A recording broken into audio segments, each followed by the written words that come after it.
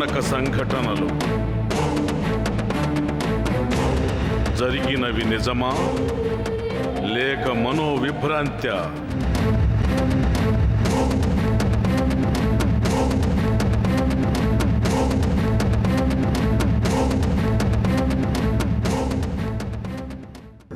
నిధిని కాపలా కాసే పాండిభూతం.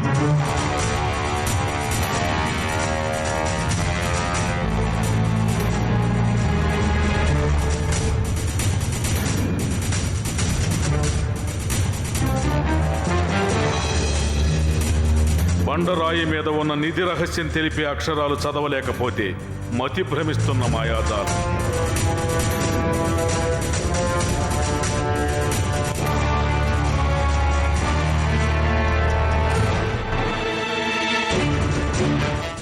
పాండిభూతం బారి నుంచి ప్రజల్ని కాపాడే జక్కమ్మ.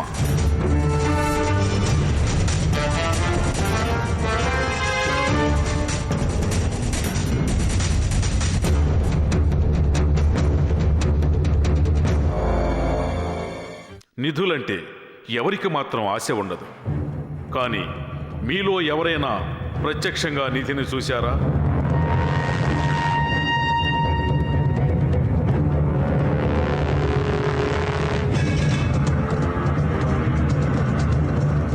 నిధి ఉన్న ప్రదేశాన్ని చూడాలంటే మాతో పాటు రండి.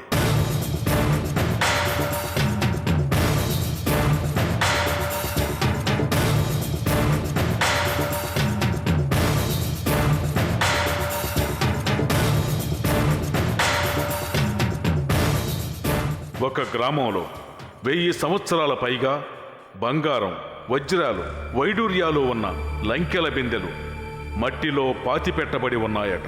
కానీ ఆ లంకెల బిందెలు తీయాలంటే ఒక చిన్న సమస్య. ఆ సమస్య మరేమిటో కాదు, ఆకాశమంత ఎత్తున్న పాండిభూతం ఆ నిధికి కాపలాగా ఉందని వింటుంటేనే భయం కలుగుతోంది కదా.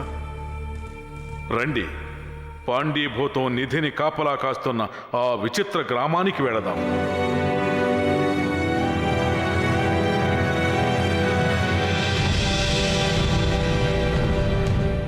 తేని జిల్లా వరుషనాడుకు వెళ్లే దారిలో నెలకొని ఉంది కరిసెల్పట్టి.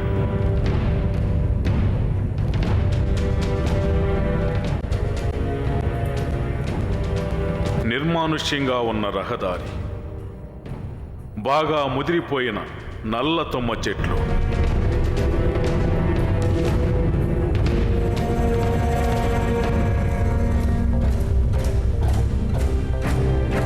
చాలాసేపు ప్రయాణించాక మన బృందం కరిసెల్పట్టి చేరుకుంది.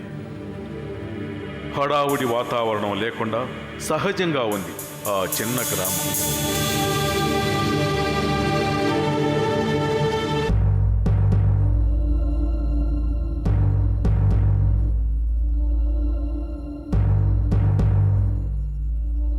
వ్యవసాయదారులు తమ తమ పనుల్లో నిమగ్నమైన మధ్యాహ్న సమయం. వ్యవసాయ బావుల్లో స్వేచ్ఛగా నిర్భయంగా ఈదుతున్న నీటి సర్పం.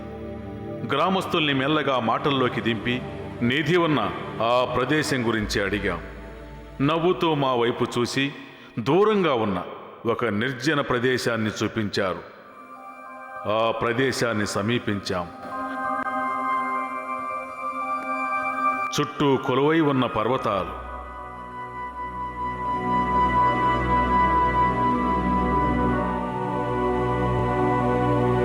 వాళ్ళు చూపించిన ప్రదేశం ఒక ఎండిపోయిన చెరువు.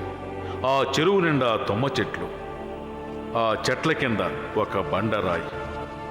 భయం గొలిపే నిశ్శబ్దం, విచిత్రమైన ఒక వాతావరణం అక్కడ మాకు జంకు కలిగేలా చేశాయి. ధైర్యాన్ని కూడగట్టుకొని ఆ బండరాయిని సమీపించాం. దానికి చందనం పూసి కుంకుమ బొట్లు పెట్టి ఏవో పూజలు జరిగిన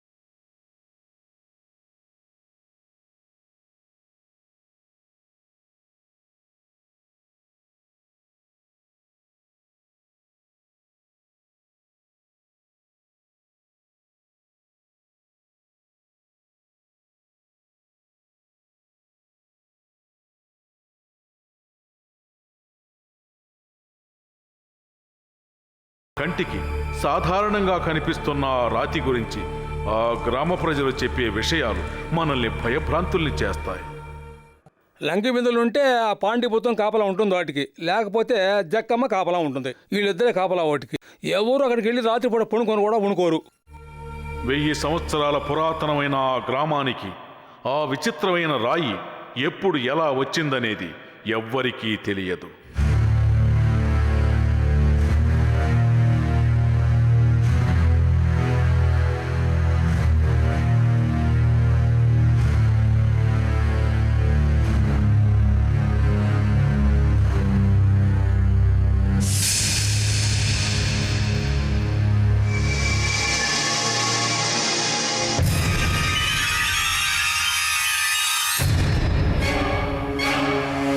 మదురై బోడి గోపురంపై నివసించే పాండిభూతం రాత్రిపూట నాట్టరాయన్ కోట అనే గ్రామం వైపుగా వచ్చి ఈ కరిసెల్ పట్టిని చేరుకుందట.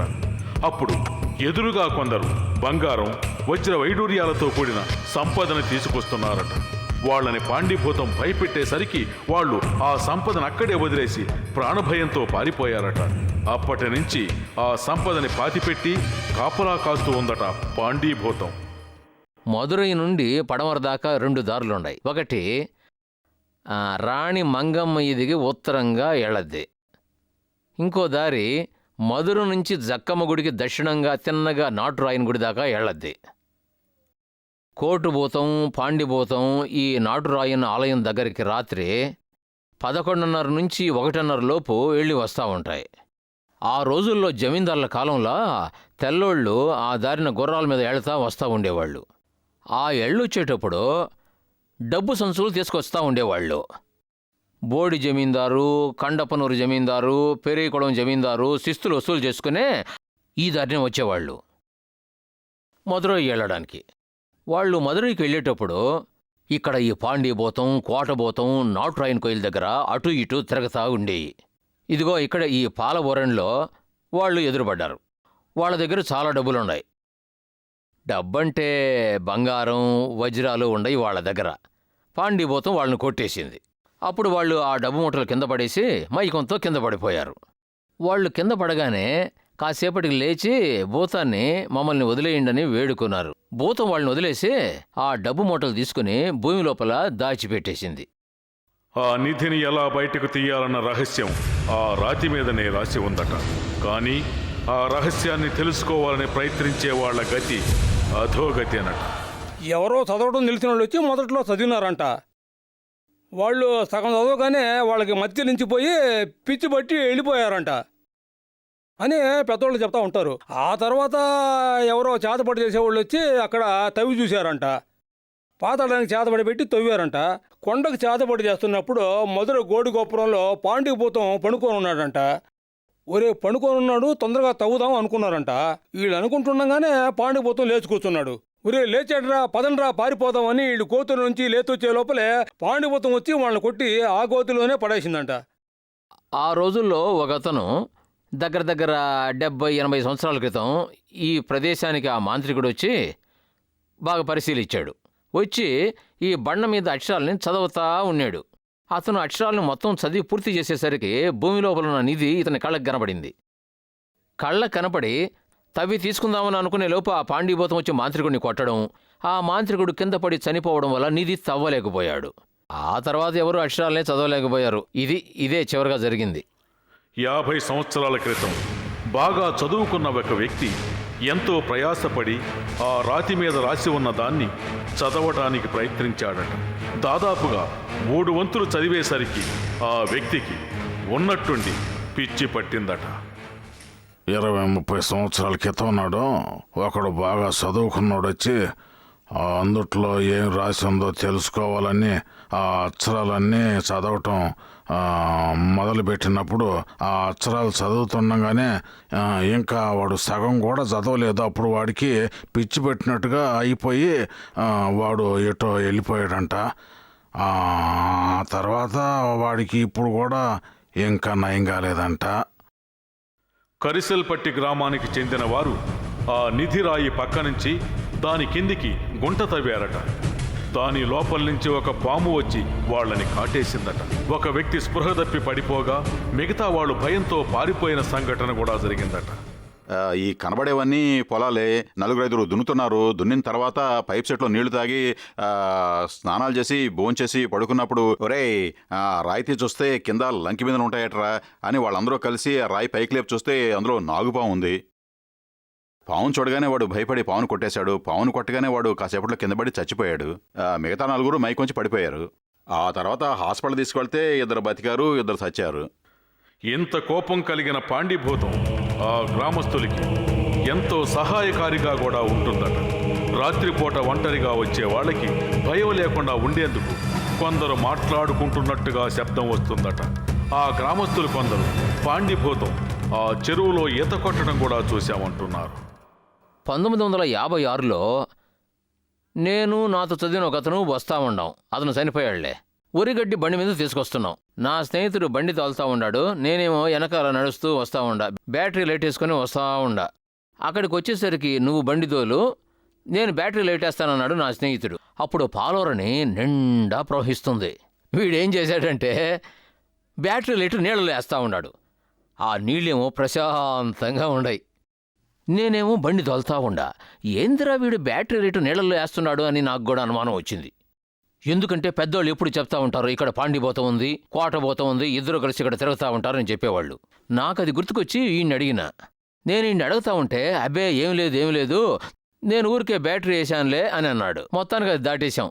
ఇంటికి వెళ్ళేసరికి టైం చూస్తుంటే కరెక్ట్గా 12:30 అయ్యింది. కరెక్ట్గా 12:30. తర్వాత ఇద్దరం భోంచేశాం.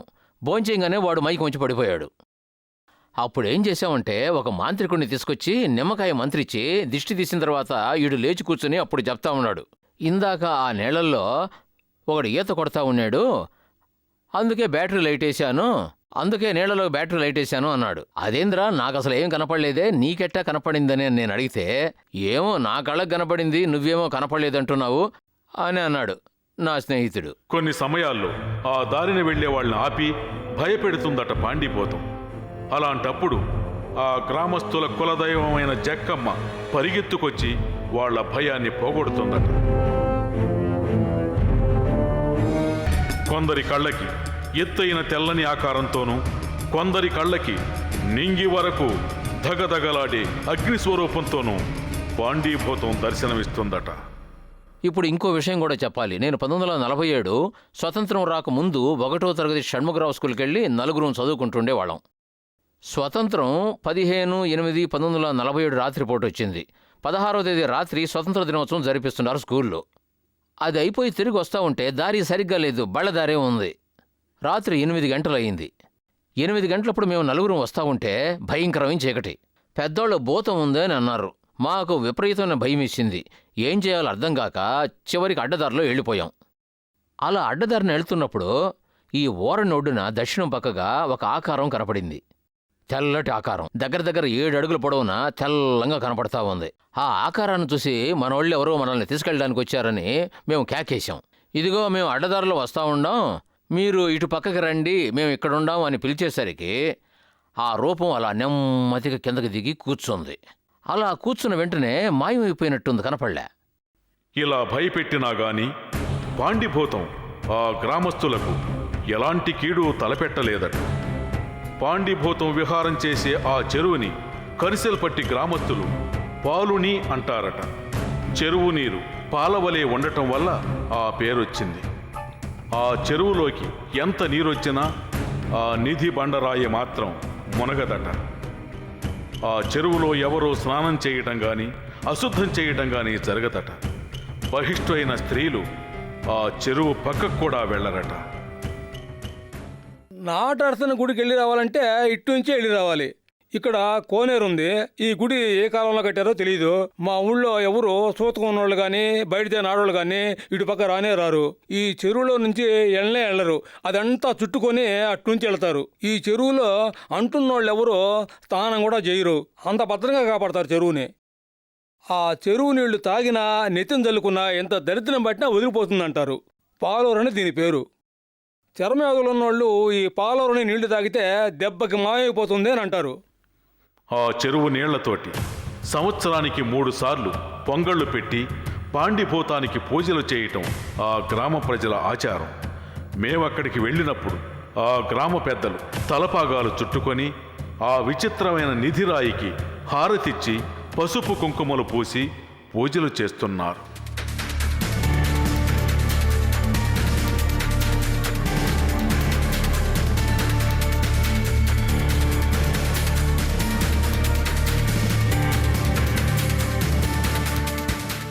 ఆ గ్రామానికి చెందిన ధైర్యవంతులు కొందరు ఆ రాతి శాసనాన్ని చదివే ప్రయత్నం చేశారట.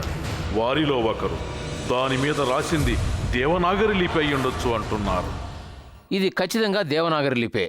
ఇది దేవనాగరి లిపి అని నేను ఎలా అంటున్నానంటే, ఇలాంటి అక్షరాల్ని నేను ఇంతకుముందు విరూపాక్షాలయంలో రాసి ఉండడం చూసిన.